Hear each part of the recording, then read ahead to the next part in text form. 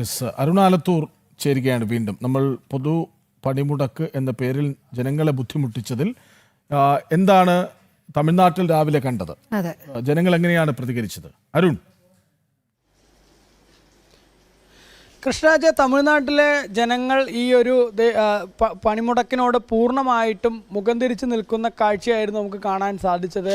രാവിലെ Ukkadam bus stand പരിസരത്തും പിന്നീട് ഒപ്പനക്കാര വീതി തുടങ്ങി കോയമ്പത്തൂർ നഗരത്തിൻ്റെ വിവിധ ഭാഗങ്ങളിൽ നമ്മൾ സഞ്ചരിക്കുകയുണ്ടായി. അങ്ങനെ കോയമ്പത്തൂരിൻ്റെ കേരളത്തിൻ്റെയും തമിഴ്നാടിൻ്റെയും ബോർഡർ പരിശോധിക്കുമ്പോൾ വാളയാർ കഴിഞ്ഞു കഴിഞ്ഞാൽ പിന്നീട് അങ്ങോട്ട് ഒരിടത്തും കടകമ്പോളങ്ങളോ അതുപോലെ തന്നെ വാഹനങ്ങൾ നിരത്തിലിറങ്ങാത്ത സ്ഥിതിയോ ഇല്ല എന്നുള്ളതാണ്. കടകമ്പോളങ്ങളൊക്കെ തുറന്ന് പ്രവർത്തിക്കുന്ന സ്ഥിതിയും വാഹനങ്ങൾ എല്ലാം നിരത്തുകളിൽ ഇറങ്ങിയിരിക്കുന്ന സ്ഥിതിയായിരുന്നു. അതിപ്പോൾ ഓട്ടോറിക്ഷകളായാലും ടാക്സികളായാലും അതുപോലെ തന്നെ തമിഴ്നാടിൻ്റെ സർക്കാർ ബസ്സായാലും പ്രൈവറ്റ് ബസ്സാണെങ്കിലും എല്ലാം നിരത്തുകളിൽ ഇറങ്ങിയിരിക്കുന്ന ഒരു സ്ഥിതിയായിരുന്നു ഉണ്ടായത്. എല്ലാ സ്ഥാപനങ്ങളും തുറന്ന് പ്രവർത്തിക്കുന്ന ഒരു സ്ഥിതിയാണ് തമിഴ്നാട്ടിൽ ഇന്ന് കാണാൻ സാധിച്ചത് എന്നുള്ളതാണ്. പ്രത്യേകിച്ച് ഈ കോയമ്പത്തൂരിനെ സംബന്ധിച്ചിടത്തോളം കോയമ്പത്തൂർ എന്ന് പറയുമ്പോൾ തമിഴ്നാട്ടിൽ CPM-ന് അല്പമെങ്കിലും ഒരു സ്വാധീനമുള്ള മേഖലയാണ്.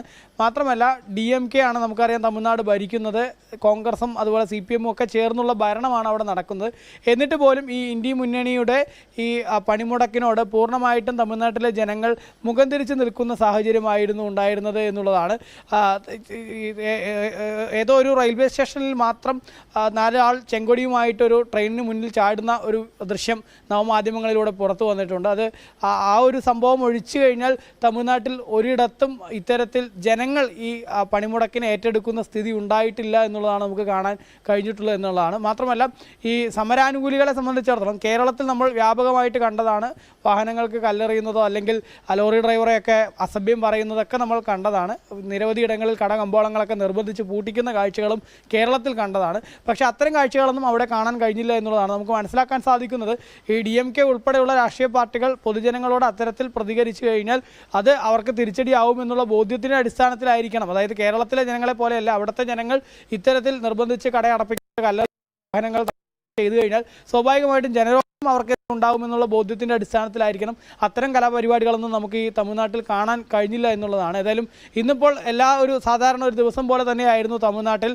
എല്ലാ കടകമ്പോളങ്ങളും തുറന്ന് പ്രവർത്തിച്ചു.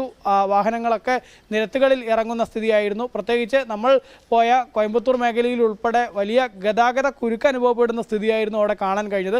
ആളുകളുടെ പ്രതികരണം ചോദിച്ചപ്പോൾ ഇങ്ങനെ പണിമുടക്കുണ്ട് എന്നുള്ള വിവരം തന്നെ അവർക്ക് ആർക്കും അറിയുന്നുണ്ടായിരുന്നില്ല എന്നുള്ളതാണ്. മാത്രമല്ല ഇതൊക്കെ നിങ്ങളുടെ കേരളത്തിലാണ് പണിമുടക്ക്, ഞങ്ങളുടെ നാട്ടിൽ അത്തരത്തിലുള്ള കാര്യങ്ങളൊന്നും ഇല്ല എന്ന തരത്തിലുള്ളൊരു പ്രതികരണമായിരുന്നു തമിഴ്നാട്ടിലെ മിക്ക ജനങ്ങളും ഇന്നിപ്പോൾ രാവിലെ മുതൽ നമ്മളോട് പ്രതികരിച്ചത് എന്നുള്ളതാണ്. കൃഷ്ണരാജ്.